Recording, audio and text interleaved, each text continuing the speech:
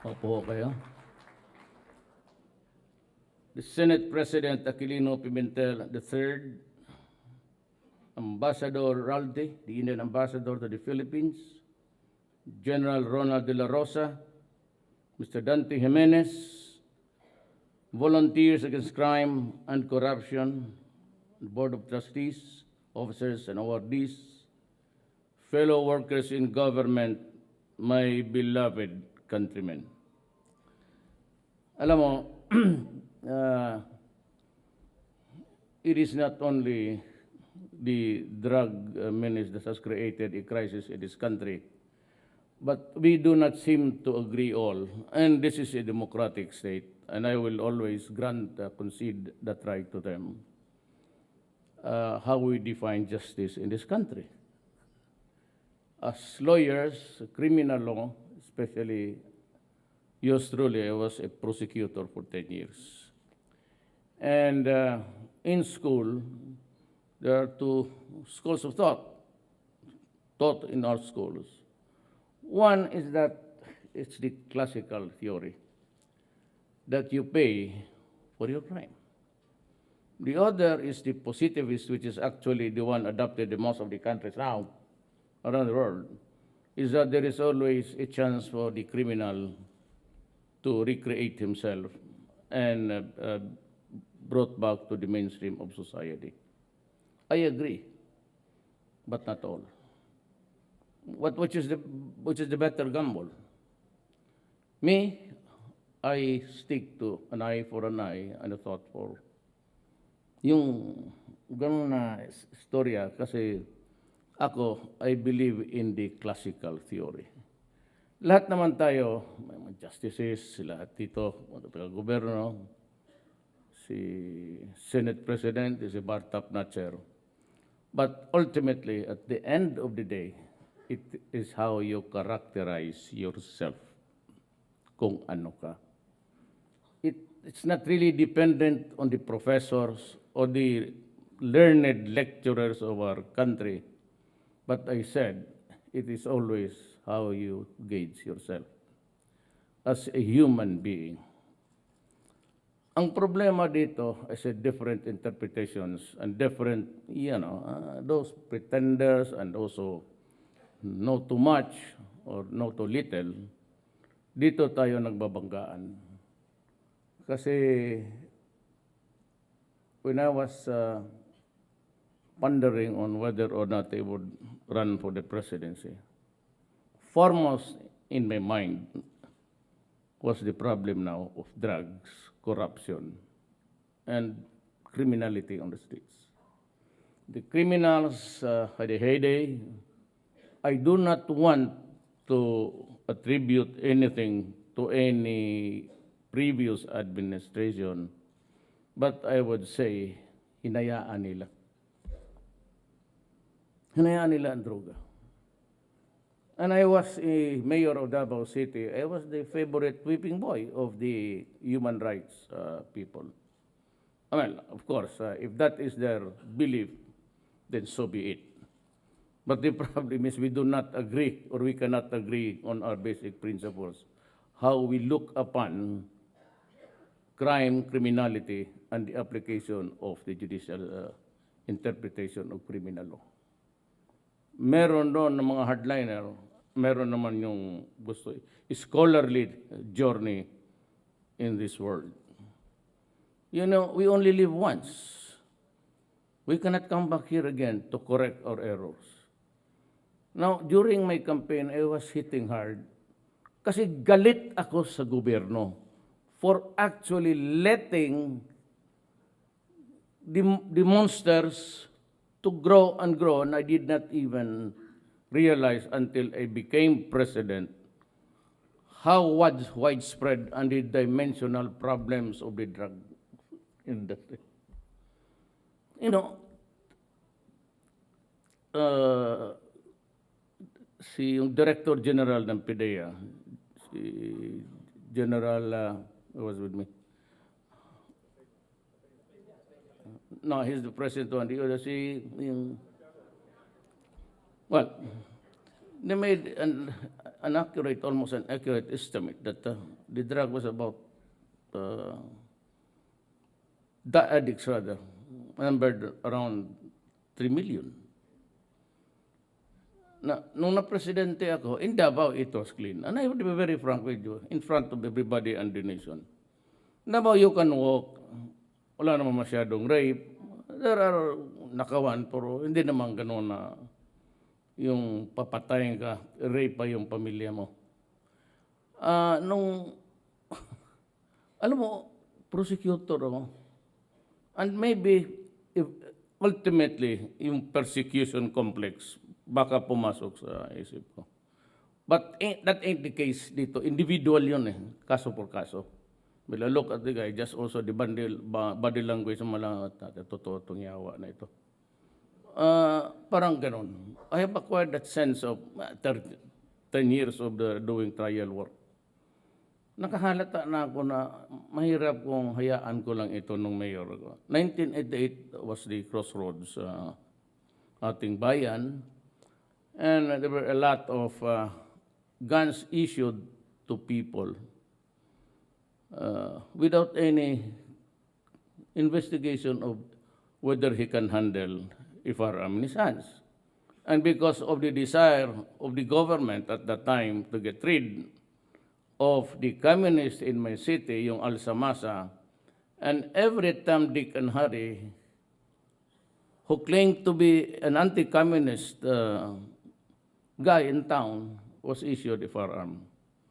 And the manufacturing of the paltik, or the homemade guns, which is also very good, actually was produced inside the police main headquarters in Davao City.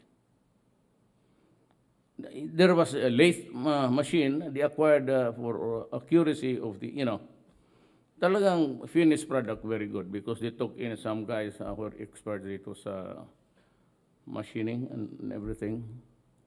And so pag mayor ko, nawala yung NPA kasi medyo kaibigan ko. Ngayon, hindi na masyado kasi there's an exchanges of harsh words. Because maybe I'm not really, I'm a socialist. I'm the first leftist president of this republic. But it doesn't mean to say I'm a member of the Communist Party. Yun lang ang ko sa pagkatao. My paradigm is, anak lang kasi ako ng mahirap. And we migrated to Davao. It was a long sacrifice for all. Kaya lumaki kami na ganun. We never tasted yung mga kutsi-kutsi. It was not until almost na kami, matandaan na. So ganun na. So ang paradigm ko, kung madali kong kinausap ang mga komunista, ang problema, pumasok ang criminality. And so they would just enter any residence in Davao.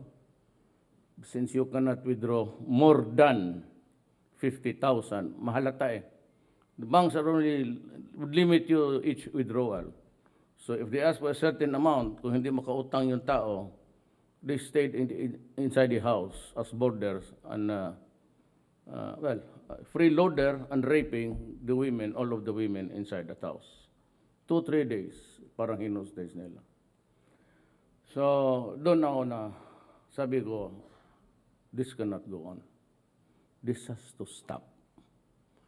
And nung mayor ako, sinabi ko, go out of the city in 48 hours. Go out of the city, lahat kayong mga drogista, mga hold-uppers, all criminals. And there was a purge. For those who did not honor the, patayan talaga. But that's it.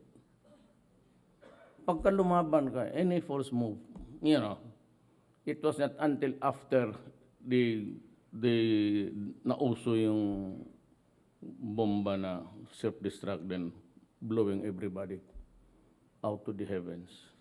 Noon, maghintay ka pa. But in the recent conference of the chiefs of police in Europe and United States. It is now really, it's agreed among the law enforcers na you make a false move. Kasi pag sabi yung taas ka talaga. If you start to scratch your crotch, kung walang ayun. So, and that is good. And I said to De La Rosa, that is the theory that we should follow. Why should I sacrifice the police? I am very late because I just came in from Samar. Then I passed by Tacloban. The policeman that was wounded, and the other guy is very stiff there with the wife and children milling around the coffin. Hindi ko matanggap yung you picture somebody, itong mga shabu users, that is why they can commit the bestial acts that a human being can make because of their brain, which is already shrunk. Hindi maintindihan itong mga, gusto ko yung murahin Hindi niyo maintindihan, akala ninyo mga bata-bata, apostoles ito ni Kristo. God, when you talk about, the bleeding hearts at present, kasi mahirap lang sila, bakit ang mga mayaman wala? Ang mga mayaman naman, di naman it's pure business sa mga malalaking tao. Itong yumaman sa droga, kaya itong mga putang pulis, mararaming mga mansyon na ang bahay. With the active participation of the police and with the corrosive effect of money, which is really very easy since you have a colony of addicts, yun ang nangyari sa ating bayan. So, they picture so lightly and so poignant that a dead idiot there who happens to, if you are a user, then you are a pusher. Well, unless you are the son of one of the Forbes billionaire list there, talagang, if you are hooked, you have to take it, you have to have the fix, and you have to find something to get it. Thereby, along the way, committing all crimes, and when are already skunked, they go around picking children and raping them, baski saan, inside a truck or inside a jug. Tsaka wala nang takot. Pag hindi nila alam ang utak tumatakbo. I've been dealing with criminals for 10 years. Sino ba naman may gusto na pumatay ng kapwa-tao? They think that we celebrate every night. The picture as something like a vicious murderer. Oh well, sabi na my international reputation, I do not care. I never had any intention of going international. As a matter of fact, I was not even ready to the last minute to be in national. Small time lang ako po sa Davao. Pero when I was here, I cannot allow my country to flounder. Because if I do that, then I will compromise this generation and their children. Yan ang imagine 3 million. It's not a joke. 3 million addicts. O how do we fix them? Paano natin gawin? Do we have the hospital? We are operating on a budget. Gusto ko So, ang budget which was prepared the previous year is the one that I'm operating on. Why can't you just arrest them and place them everywhere? Where do I get the money? You don't move around in this planet without money. Yung pera na ginagastos ko ngayon to operate government is part of yung iniwan walang as so na there is a lump sum of 300 billion to take care of the 3,700,000 addicts in this country. Una yan, because we have to go to Congress. But there's a hearing now of the budget for next year. And that is the time that now kaya nga lumaki pati yung intelligence fund. Kasi hindi ko sigurado kung saan ko ilagay. But I've ordered the military to open up their camps. Sila yung may mga lupa eh. Just give me about 2 hectares of your camp there and where I can place the rehabilitation guys. And also their patients. And we need thousands of doctors, thousands of nurses, and maybe millions for the medicines, the psychologists, and all. But you know, as the experts have really warned us before, 6 months to 1 year of shabu use will shrink the brain of a person. So how do we go about making their brains bloat again? But go to the gasoline station and play the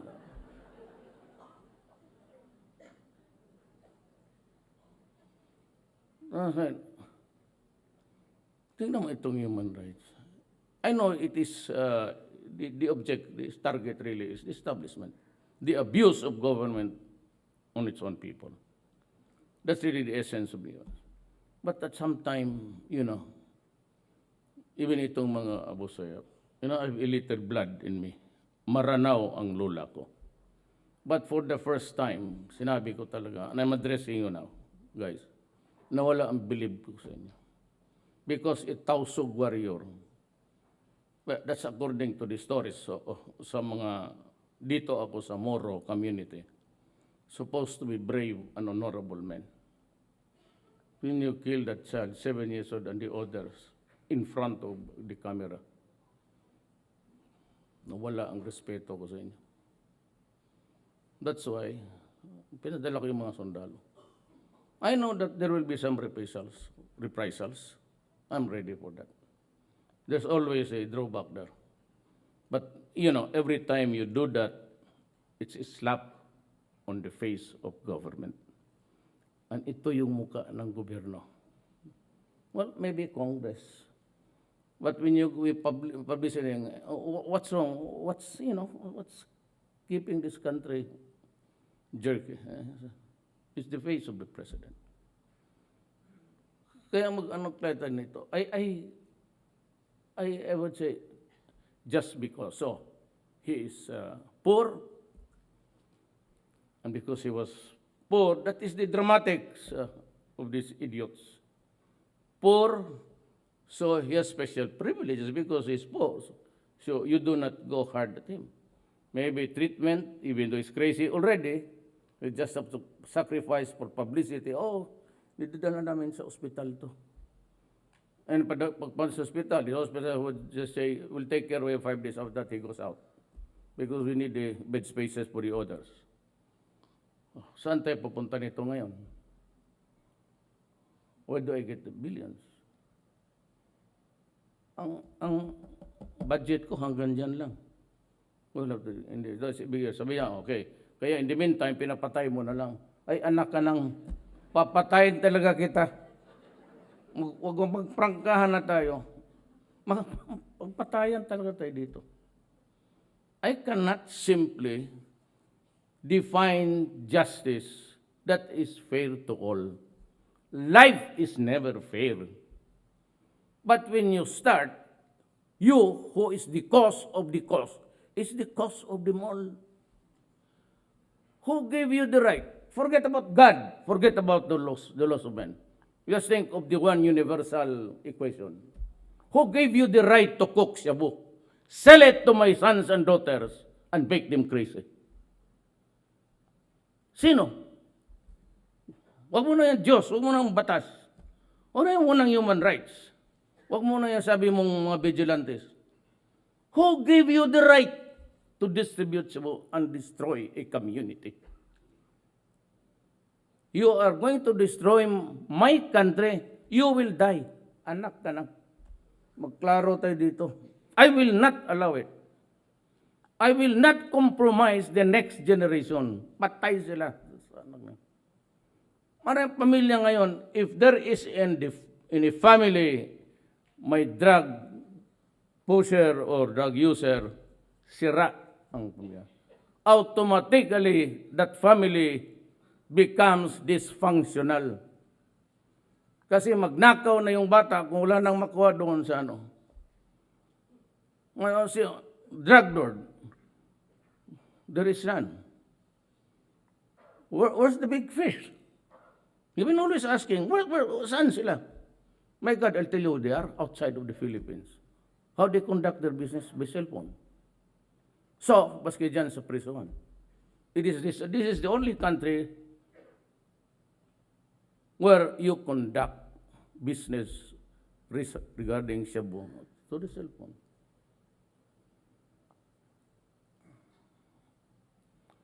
So, ayaw naman sa denial.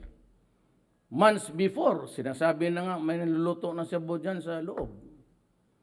And I myself warned the secretary noon sa previous administration when she was criticizing me for spitting the words in the Senate hearing. Sabi ko, yung mga, yan, patayin ko yan. And it was in really also asked me. So I was just responding to it. Sabi kasi in really, if you find the smugglers of rice in your city, what will you do? Ako, ang pagkatao ko, ganito, I'll kill him. You rob us 7 billion pesos a year.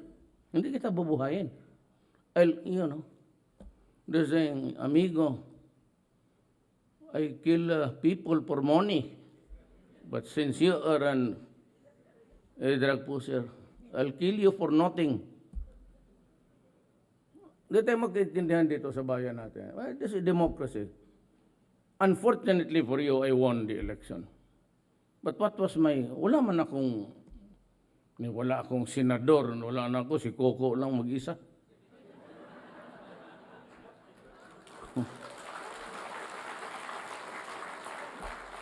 Meron akong gobernador, kasi kasintahan ko rin kasi, isang gobernador na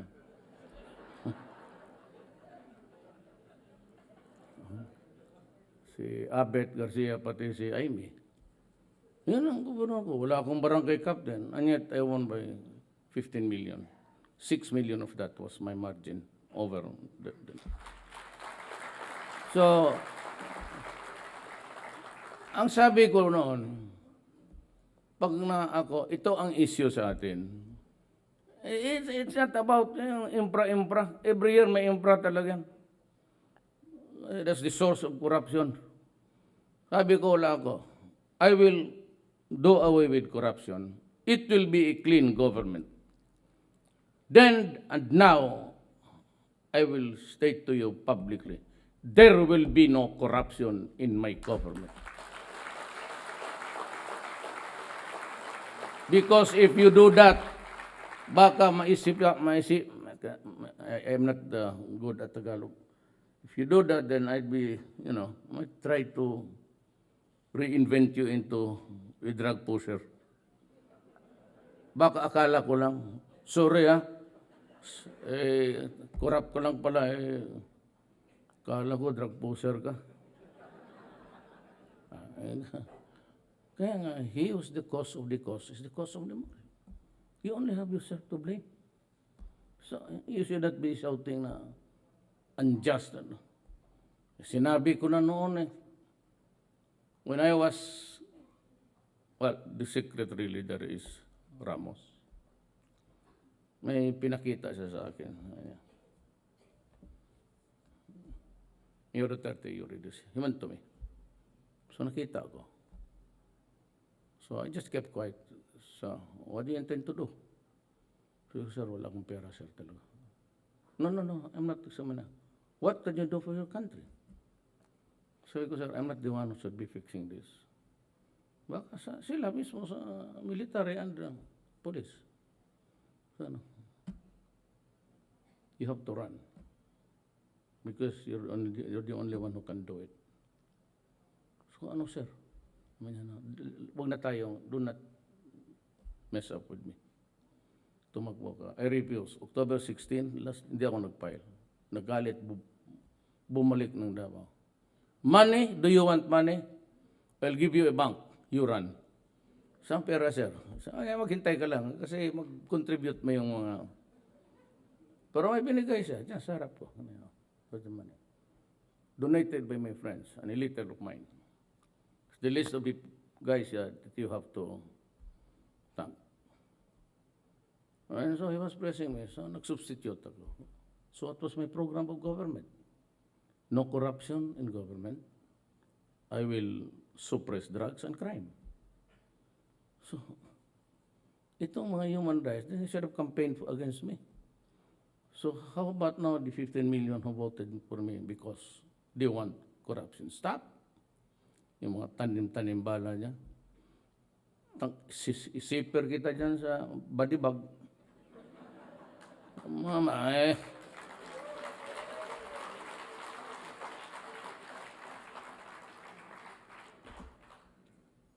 Ako yung tao na ordinaryo lang din. Mga cabinet members ko, puro number 1 ko. Yung akin dyan, baka hindi niya I have assembled the best of men in the Philippines today. Tugade, he's a billionaire actually, if you know Art Tugade. When we were students, he was already the CEO of Delgado Shipping. Sunny Dominguez, kababata ko yan. Consistent yan, valedictorian. Okay lahat. Yasay. Minsan, akala ko ba, so may Amerikano ba dito nagsasalita? Pero kaibigan, kababata ko rin yan. You know why? He's a son of a pastor. Alam mo, magwawali yan dyan na ano. He learned a lot from his father. Kaya praktisado ang buang sa... kami mga Bisaya lang kasi. So we are forced to... when we were first year, tarato na itong mga Bisaya, titigas ng dila. Then we were forced by the Jesuits, Tineo. So you have to, you can't have a brass band. Tapos ganun nga, come on, guy. Kasi matigas nga ang dila, kaya nga yung lulukuagan niya. Yung mga paring, yung voice and diction sa first year, talagang gaganon ka ng pare. Now, follow up, tell me, it's a little kitten sitting in the kitchen. So, ayan. Known as the old professor, the low to scold and broke into a copious flow of resources. Ang mga Bisaya, tinawan kami, talagang nabugbog kayo sa gano'n ng pare. O, totoo. Tanongin mo nang, sige, ang Bisaya kasi matigas. Tell mo ha, I'll give you an example. Itong mga politician, mayroon silang bata-bata. Here is this guy, every morning. And now, ladies and gentlemen, the next song you'll hear is from Doris D, singing D by D. Sabi ng nanay ko, ipapatay mo nga eh.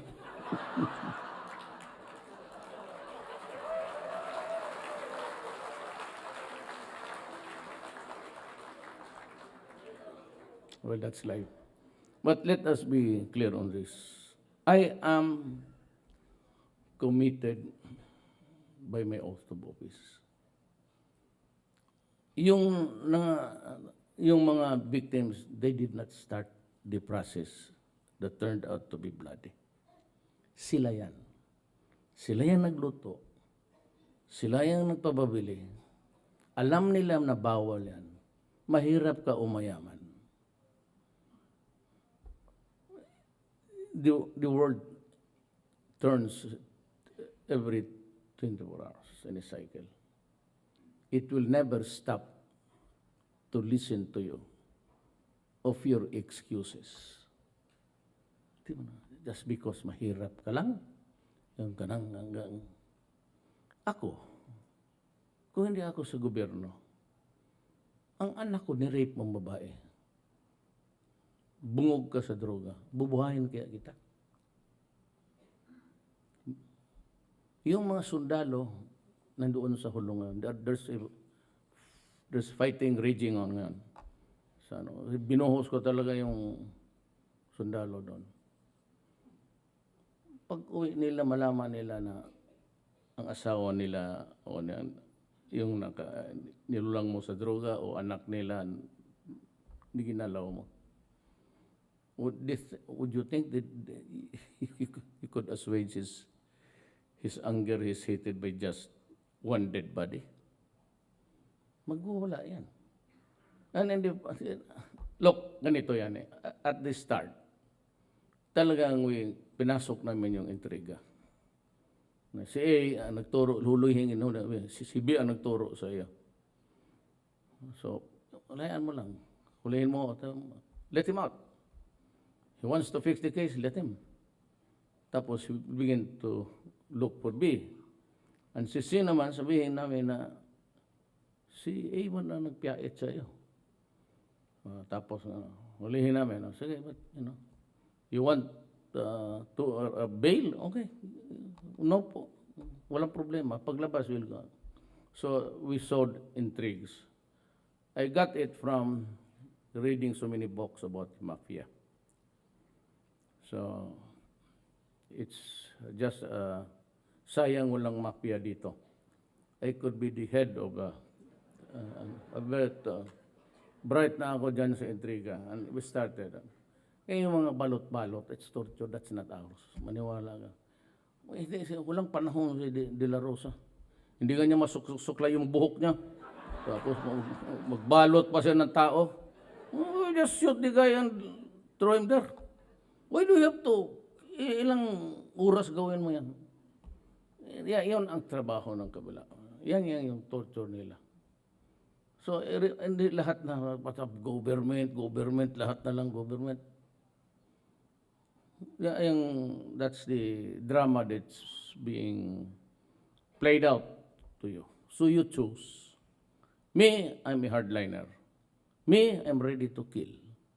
Because you destroy my country. I've been telling you, do not destroy this generation.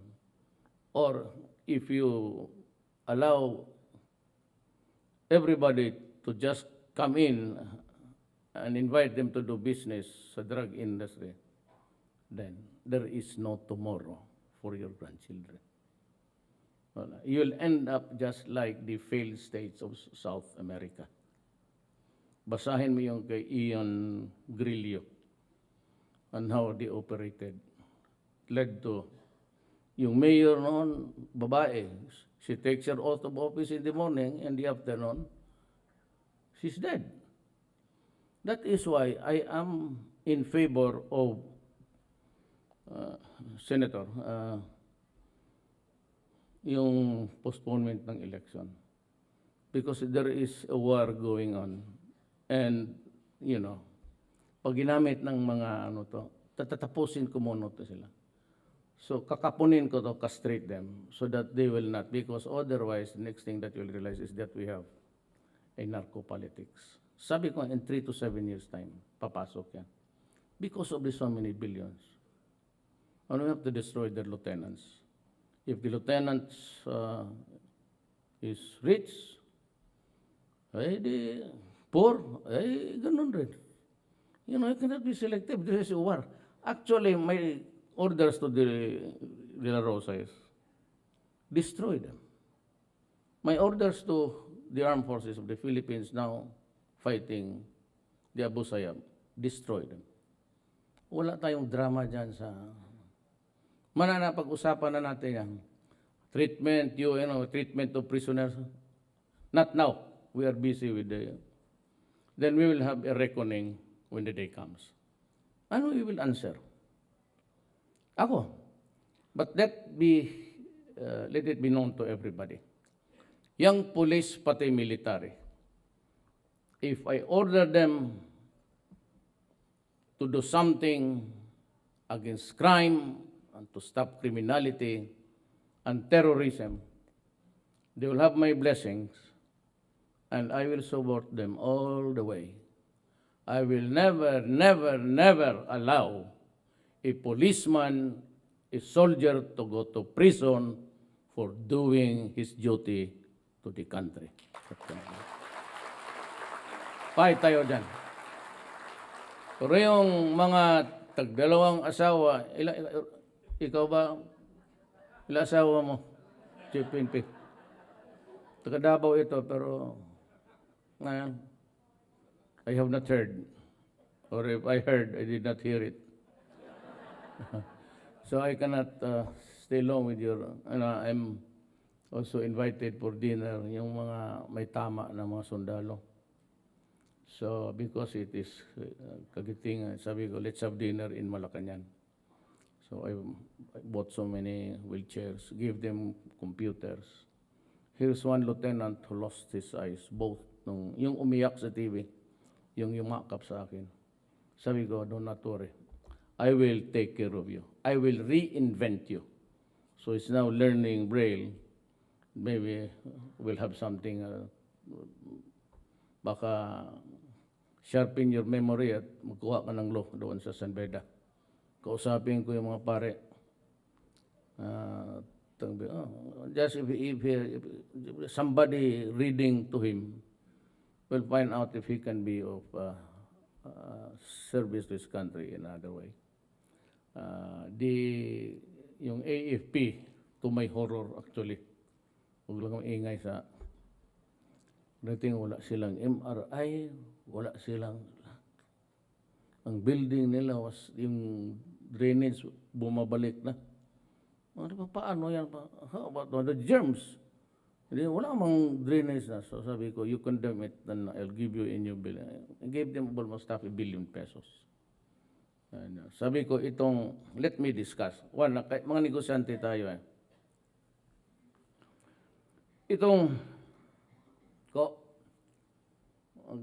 Inato lang tayo, story lang muna. I'm talking to you, I'm not delivering speech. I'll end up 3 minutes. Ganito yan eh. Itong lowest bid, tanggalin natin yan. It's the source of all corruption.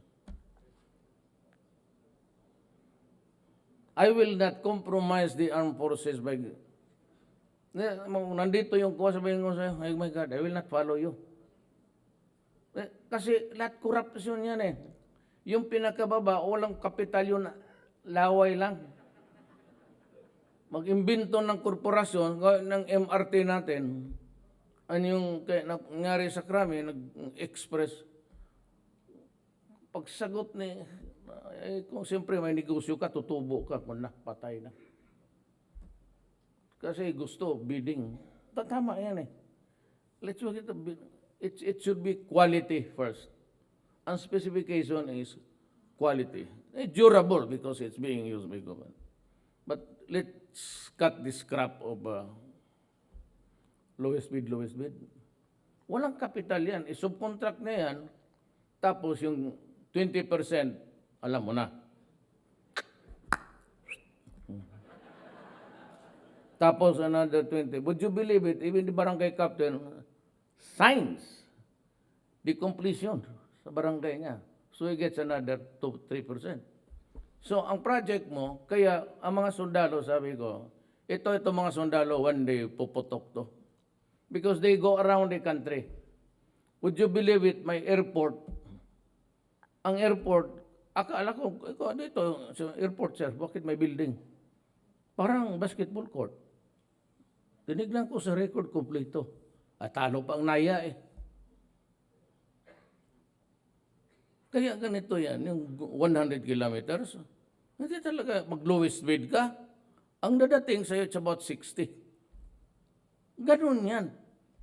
Kung sinong magkabigay, ikarga niya doon sa kanyang contract price. Better disabuse your man, yung lowest bid. It's the source of corruption. Tapos maraming napailan ng kaso. Ako, pailan mo ako ng kaso, sipain kita.